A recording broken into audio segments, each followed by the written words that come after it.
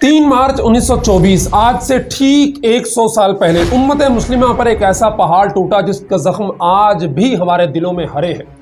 वो वरासत जो 1332 साल पहले हज़रत अबू बकर सिद्दीक़ रज़ियल्लाहु तआला अन्हु की खिलाफत से शुरू हुई और खुलाफा के एक सिलसिलावार मरहले के साथ कड़ी दर कड़ी जारी थी, लेकिन 3 मार्च 1924 को यह सिलसिलावार कड़ी खिलाफत उस्मानिया के खात्मे के साथ ही टूट गई। नाजरीन, खिलाफत की शक्ल में ये उम्मत की ढाल थी जो आज से 100 साल पहले आज ही के दिन टूट चुकी थी और आगे सदियों तक स्याह दिन थे जिनका नज़ारा हम आज भी कर रहे हैं। और इसके बाद चश्मे फलक ने वो मंजर देखा कि उम्मत मुस्लिमा की तकसीम दर तकसीम और कत्लेआम का एक तवील सिलसिला शुरू हुआ।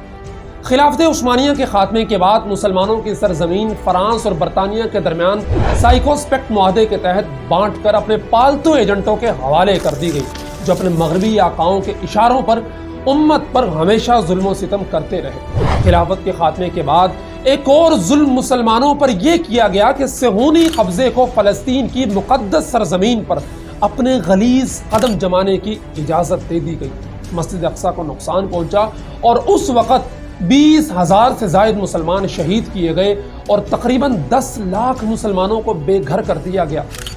नाज़रीन, ये नाजायज़ यहूदी रियासत के वजूद का फ़कत एक आगाज़ था। इसके बाद पूरी दुनिया में मुसलमानों को हर महाज पर मारा गया।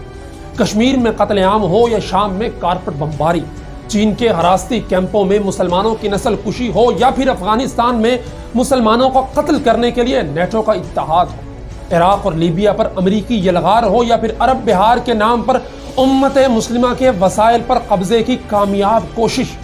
मुसलमानों के बारे में कहीं भी सोचे आपको सिर्फ उम्मत की वो अबतरी की हालत नजर आएगी जो 100 साल पहले खिलाफत उस्मानिया के खात्मे के साथ ही बेदिफा होकर रह गई थी।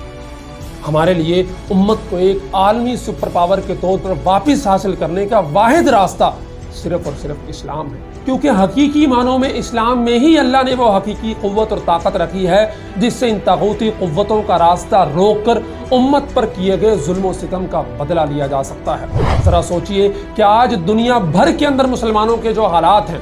अगर खिलाफत कायम होती, मुसलमानों का एक झंडा होता, हम जोग्राफियाई सरहदों में बटे होने की बजाय दुनिया भर के मुसलमान एक दूसरे का दर्द महसूस कर रहे होते, तो क्या हमारे आज ये हालात होते? गजा के अंदर जो कुछ हो रहा, खिलाफत उस्मानिया के आखिरी अय्याम में जब यहूदियों की पेशकश फ्रांस के ऑफर्स किए जाना और खलीफा के जवाब को ज़हन के अंदर रख कर सोचिए, अगर आज एक झंडा होता, उसके नीचे उम्मत मुस्लिमा इकट्ठी होती और खिलाफत कायम होती, तो क्या मुसलमानों के ये हालात होते?